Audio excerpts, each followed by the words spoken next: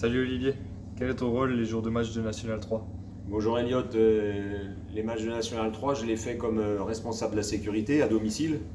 Donc en fait, j'ai une équipe d'une quinzaine de stadiers et avec eux, on assure la sécurité. L'intérêt de ça, c'est déjà de protéger la zone sportive et ensuite d'assurer la sécurité pour l'arrivée des visiteurs, des arbitres, des officiels et des spectateurs. Et comment s'organise la sécurité au stadium les jours de match?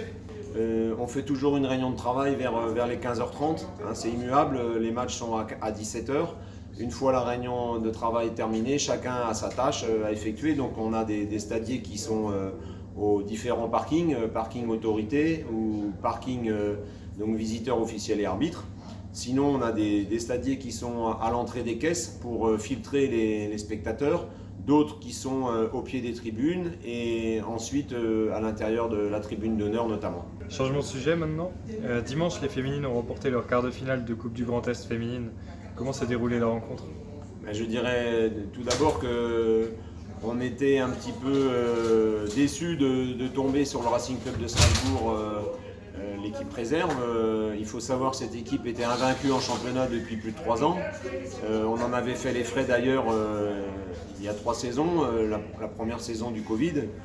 On avait pris une petite fessée là-bas, 6-1, on était passé à côté de notre match, très impressionné par l'adversaire. On a une équipe très jeune. Dimanche dernier, on avait 11 filles sur les 14 qui étaient nées en 2000, voire 2001, 2002, 2003 et même 2004. Et donc l'expérience, c'est pas ce qu'on a de plus dans l'équipe. En revanche, elles ont du talent et elles ont de la combativité.